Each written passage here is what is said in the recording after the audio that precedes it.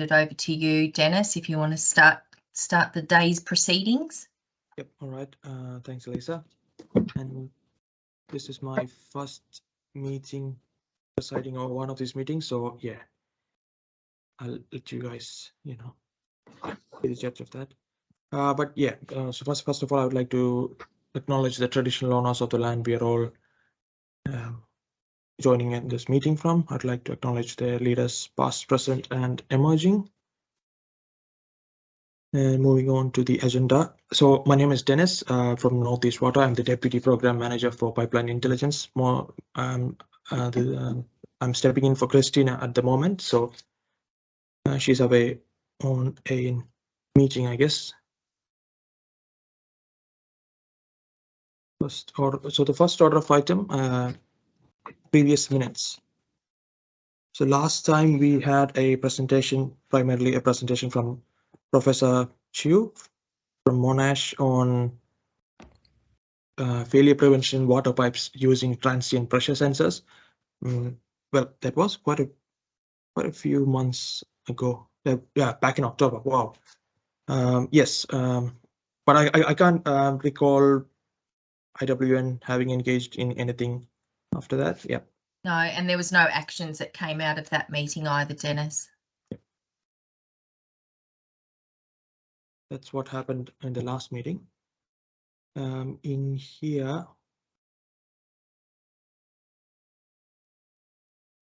well, we've got Greg. Wow, Greg from KETOS. Hi, everyone. Yep.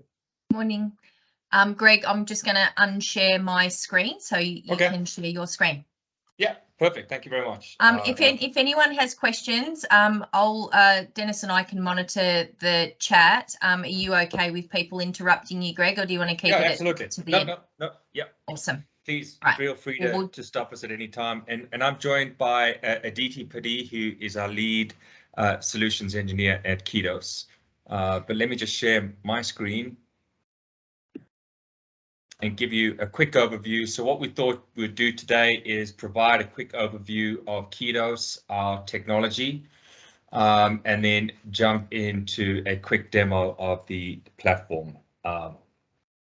Right, so we work in the municipal, industrial, as well as the food and ag space, primarily helping companies automate and provide real-time data to water quality parameters that are important to their business and to their operation.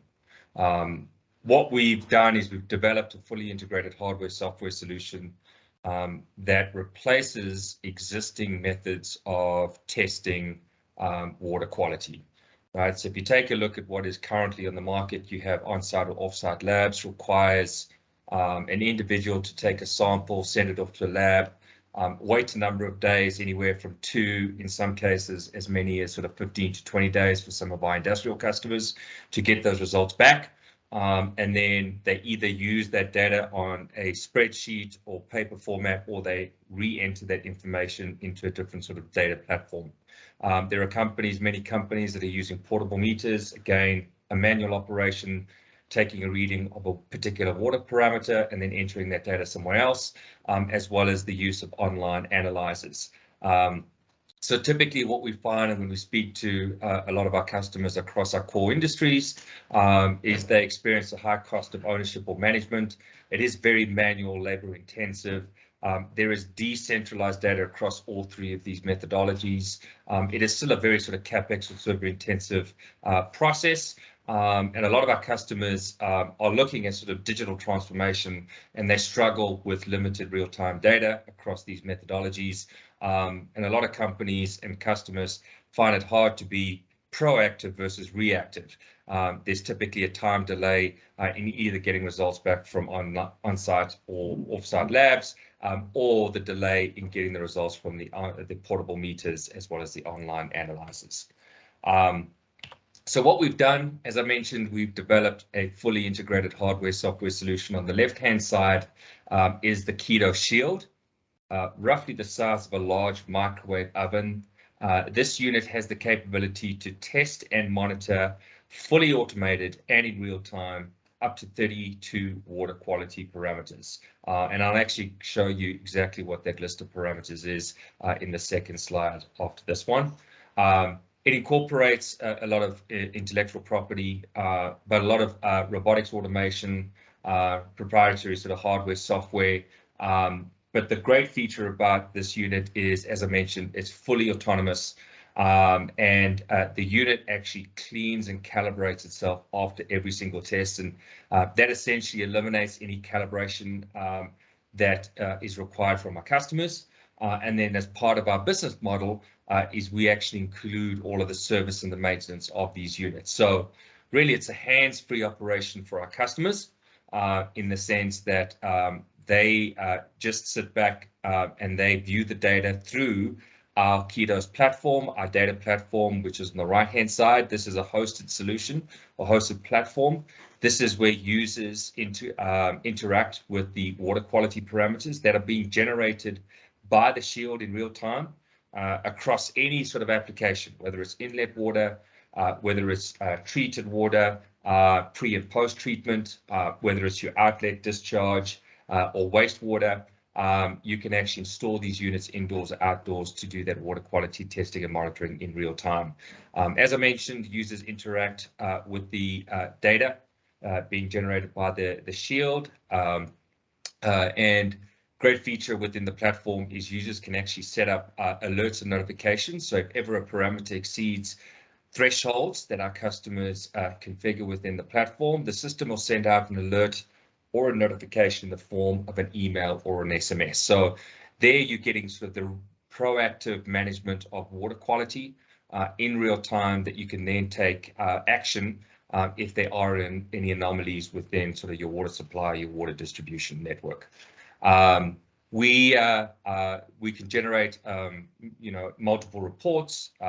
We can run correlations of data set, trending of data set. We also have a REST API, which allows us to ingest data into the platform. So lab data, if there's a third-party probe that our customers are using that they want to integrate into the platform, they can do that as well.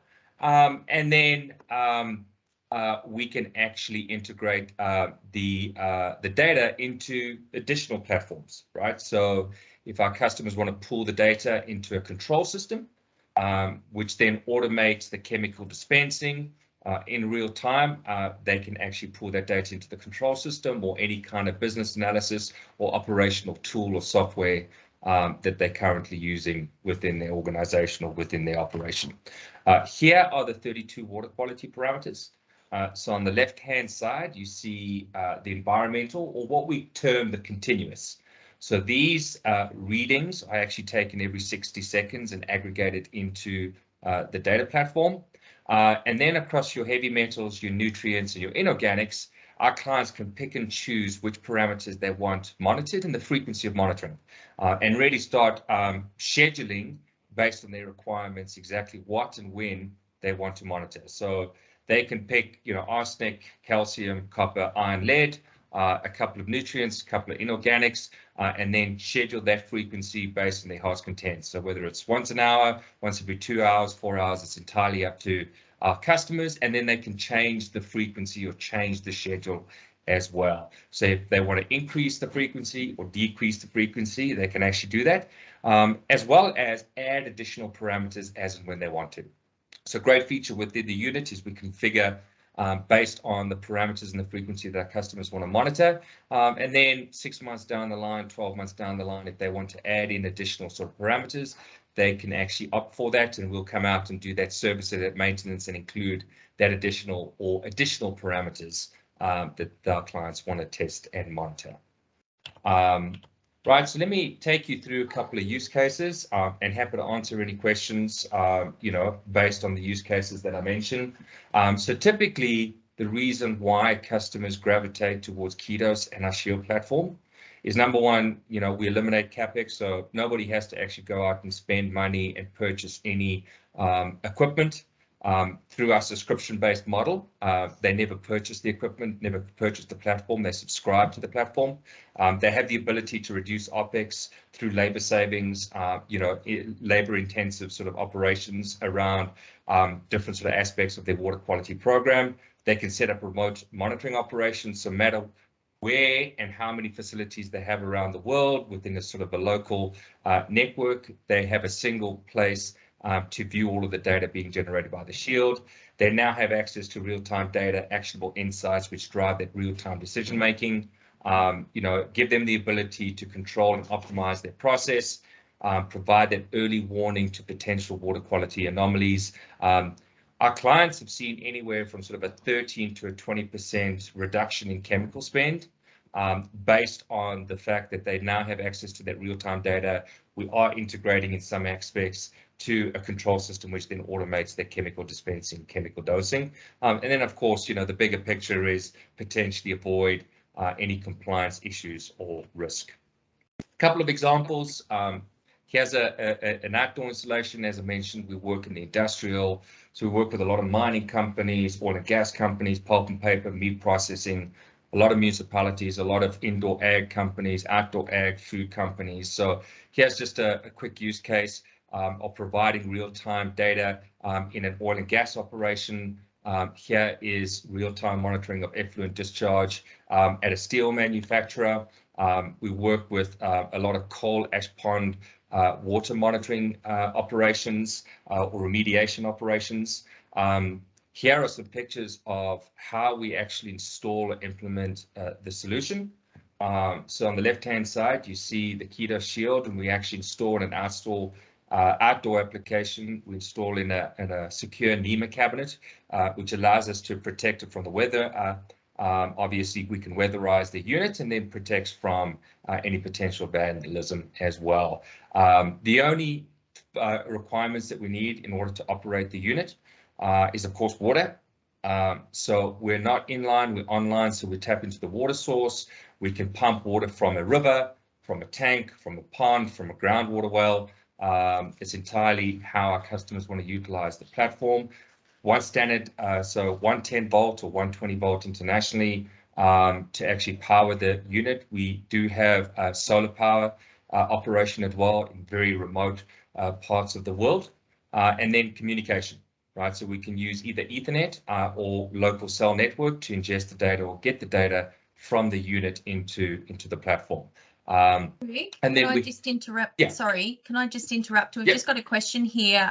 Does it measure biological parameters? No, it doesn't. Okay. No biologicals. Yeah. Thank you. Right, and then for an indoor installation, just need a flat surface, and then we can connect to whatever water source our customers want to test and monitor. Let me jump into the business case, and then I'll hand over to Aditi. As I mentioned, what we do is provide the entire hardware software platform under a subscription-based model. So essentially customers lease or rent the units, as well as have access to the data being generated through the platform. We configure the unit based on the parameters and the frequency. We come out, so either our technicians or our partner network come out and do the installation. And typically, it takes sort of 2 days on site to do the installation. Roughly, an hour worth of physical install work around the unit connecting to the water stream that we want to test and monitor. And then the next amount of time is spent actually just making sure that the unit is fully operational and working accordingly. Then we have provide access to all of the water quality parameters and data through our platform. And then we include all of the service and the maintenance. So typically our technicians or our partners are coming out and doing that service and that maintenance typically once every 3 months, right? So again, fully automated, real time, no effort from our customers, just accessing the data through the platform, right? So happy to answer any questions, and then I'd like to hand over to Aditi to run you through just what the physical platform looks like, the data platform looks like, and then happy to answer any questions before I do that. Yeah, Gary, you mentioned that it's a virtually maintenance-free system, but is there any sort of consumables we would need to put in? Or? No. So we use calibration fluids, and that'll be part of the service and the maintenance when we come out. We replenish those and replace those calibration fluids in the unit. So nothing, absolutely nothing required from our customers in terms of replenishment, calibration, service, or maintenance. And what sort of frequency are we talking about in terms of maintenance? From once every 3 months. Yeah. So typically, on average, across all of our customers, it's every sort of 3 months, so once a quarter. All right, nice. Yeah. Okay, DT, over to you. Sounds good. This is the my screen exciting visible? part, by the way. So everything that Greg explained up until now is, the hardware, how it gets installed, what it does, all its capabilities. What helps complete that entire solution so that the end user has access to all of the information that this system is generating on site, wherever you've installed it, is the software platform. It's really efficient and simple if you think of it, and it helps a lot of our customers start accessing information in a digital way, especially folks who do not already have a data management system or organizations that have not yet migrated to a digital data storage format and are still working through PDFs, Excel files, so on and so forth. As Greg mentioned, everything that you see on the platform, we're also able to integrate with through our REST APIs. So that way, customers do not really have to go through the entire learning curve of a new platform. As soon as you log in, the very first page gives you a quick snapshot of the different parameters that your system is configured for based on your preference. So that's what you see over here on what that last test result was for the parameters that you've configured there. This very page allows you to set up your own alerts and notifications. So once you set what max value and what min value you would like to be maintaining as part of your measurement ranges based on the application, every time the shield reports a value that's above the max or below the minimum, it is going to generate an alert. And then there's a dedicated page on the platform where you can view all alerts. You're also able to forward all of these to your personal device as an email, as an SMS, also through this very same platform. So it's part of our extended service to you. At any point of time, of course, you can download everything that you see here as an Excel file or as a PDF. There's also data visualization capabilities that we've built in here, where there's a dedicated page called graphical view. You can load multiple graphs at a time, different parameters on the same graph as well, based on how you want to be viewing them. And then you can also load data from different shields on this very page. Again, you can download all of this as an Excel whenever you need to. Last couple of things that I want to touch upon, just to make sure that we're mindful of time and keeping this high level, is this particular page, which we call the regional water safety page. This is where every shield that's installed as part of your organization will appear to you as a location mapped pin, and the color of this pin will correspond to the last unresolved alert on the system, the same value that you have set up on that first page as soon as we logged in. So in a scenario where no thresholds were exceeded, everything is meeting your constraints, those icons would look green. But if it does look red, you can click on it to see exactly what got flagged as high. And this is just a really rapid way for you to get to a root cause and data-driven decision making based on all the information that's generated from your site that you have access to within a matter of few clicks. Additionally, we also want to always make sure that our customers are gaining value out of the shield even after installing beyond just the system itself, but overall as part of ROI. The platform can take a few different pieces of input when it comes to your lab savings, when it comes to any kind of chemical treatment, which you're now able to optimize because of the shield. And then, of course, labor efficiency as well. Just based on total number of tests that the system has performed, it'll generate your total savings at the bottom.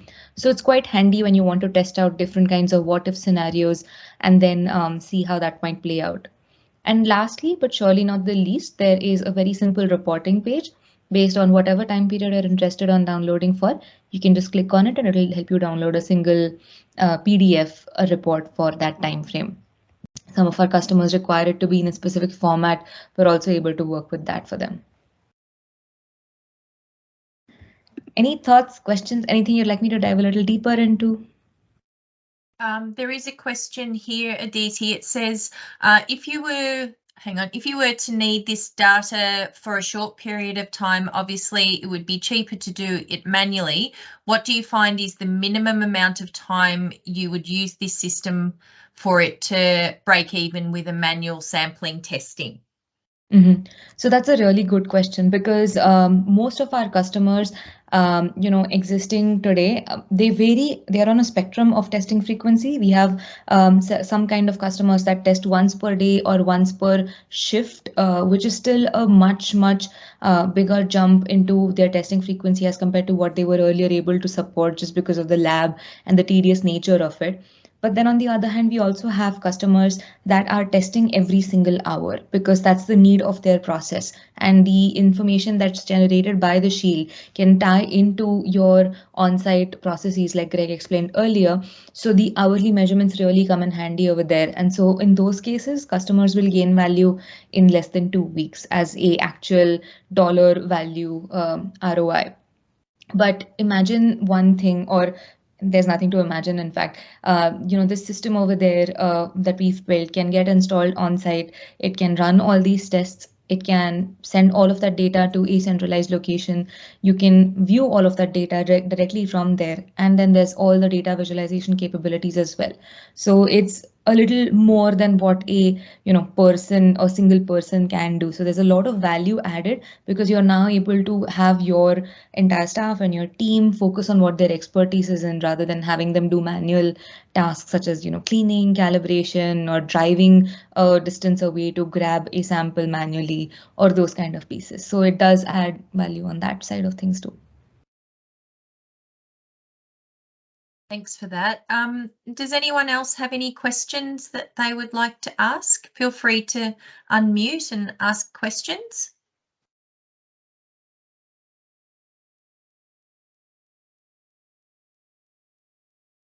I'm taking silence is no. Well, Elisa, yeah. So if anybody does have a question, please feel free to either reach out to Elisa or Dennis, and happy to answer those questions. Also, more than happy to jump on a follow-up call if anybody's interested in just discussing our solution in a little bit more detail. We have provided a proposal as well, which basically lays out the pricing in terms of sort of an installation fee plus the ongoing subscription fee. We do encourage folks to engage with us just to talk about what potentially their use case is and how we might help them. Part of the engagement model is that we can also run an ROI discussion.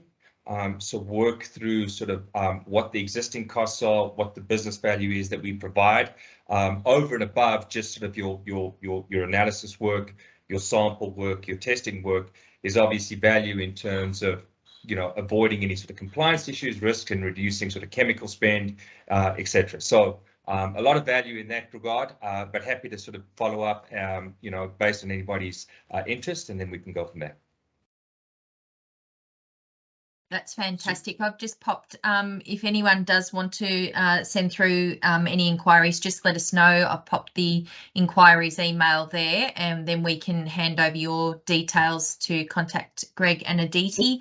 I think, and we will have this up available on our Knowledge Hub as well for anyone, if you would like to share that with any of your colleagues as well. And I think that we can also just provide extra information as you request it. So just let us know what you need to follow up on, and we will follow it up. Sounds good. Well, thank you very much, Lisa. Thanks very much, Dennis. Very much. Thank you very much, everyone. Appreciate your time. Thank you so much. Have a great rest of the week. Thank you. Thank you. Bye-bye. Take care.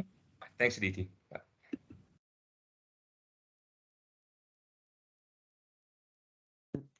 Elisa, can I just ask, was there any proposal to run a trial, or was this just a one-off presentation, like an introduction to the industry? No, that I've linked into the agenda. There was a proposal in the agenda, so if anyone is interested, just let us know. And I'm not sure if everyone on the call understands the process that we go through at IWN, but if you are interested in running this trial at your organisation, there's no cost to you. It's a cost that's covered by IWN, and we just basically look for in-kind support at each individual organisation. I think certainly listening to that presentation, there's some good opportunity, particularly for the reticulation systems from a water perspective. So there is definitely some opportunity there if you are interested, or if you need some more information, that would be no problem at all. As I said, the link to the proposal is actually in the agenda. So if everyone hasn't got that, just again shoot me an email and we can send that over to you as well. But I'll pop the links into a follow-up email this afternoon with the info from today's presentation. I don't know, I'll just pop this back up for you, Dennis, the actual agenda for today, whether or not we wanted to have a shorter meeting today, or if we would like to go through any opportunities, if anyone wants to let us know if there's something that they would particularly like us to discuss. Yeah, I guess, yeah, we are pretty early on schedule, so there's nothing to discuss. One point that I missed was the presentation on what's happening right now. Like I'm actually engaged with the sewer modular trial, so I can provide an update on that. So we basically installed the sensor. It's working well. It's working in partnership with Telstra's Cumulosity platform. We have data coming in, and it's pretty much measuring all parameters we asked it to. The only one thing that didn't go according to plan is there was more H2S than we anticipated in the site that we installed. So we're actually getting a H2S sensor with a larger range of measurement. So once that's in, the next sensor unit, I guess, will go to wine and water, and then yeah, that'll be the conclusion of the trial in a few months. Dennis, will you do a presentation with regards to that once it's completed? Yes, I can do that. Yep, once we get to that stage, sure. Awesome. And the other thing that I was keen to discuss with the wider team, and especially Christina and all, was the conference presentation. Yeah, because yeah, I can put a slide in there for my sewer modular trial. But the other thing I guess Dean asked me to do was a few slides on digital twins. Do you know if someone's doing that, or which team is doing that? I can follow that up for you, Dennis. I'm not actually sure. I'm assuming that there was maybe something to talk about with regards to the digital twin of the submersible pumps that work, if you wanted to put something together for that. And we've got a meeting with Brock this afternoon, and they're looking at doing the digital twin for the Gisborne treatment plant upgrade. So maybe we can find out if they're putting anything together for that. I think they're just at the starting point though. Yeah. For all of you who are left on the call, if there's any interest in our conference, I'm not sure if everyone's been updated, but we have our industry conference on the 3rd of May, so in a couple of weeks, exactly 2 weeks today, in fact, being held at Marvel Stadium. So if you would like any details about the conference, just let us know. All of our programs will be presenting. So we've got our 8 existing delivery programs presenting, and we in fact also have 2 new programs that we will be, I guess, officially launching on that day as well. So we'll have a bit of a brief from our 2 new programs as well as our champions. So there'll be presentations from all of our program leads. We're also putting together a panel discussion, and we will also have some vendors there with some equipment and some information that you can have with regards to some of the trials that we're currently doing as well. So if anyone wants further information, again, for those of you that are left on the call, just shoot us an email at that inquiries email if you haven't already got that information, and we can share that with you as well. I think that was about it, unless anyone has any general business that they wanted to go through. You might get half an hour in your day and just leave it blocked out in your calendar and no one will know. So I can share that presentation from Greg and Aditi, as I said, this afternoon. Did anyone else have any questions?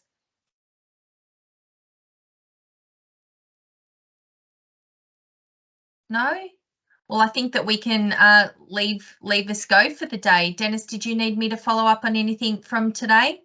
No, I think we're good. Yeah, if any inquiries does come through, yeah, we'll touch base with Dean and Greg, and then yeah, take it from there, I Awesome. guess. Thank you so much for stepping in at such short notice too, by the way. All good. Yeah. Yes. That's great. Well, hope everyone has a wonderful rest of the week, and we'll speak to you all, and don't hesitate to reach out if you need any extra information. Thank you so much, everyone. Have a great day. Bye. Thanks, guys. Thank Thanks, you. Elisa. See ya. Yes. Thank you. Bye.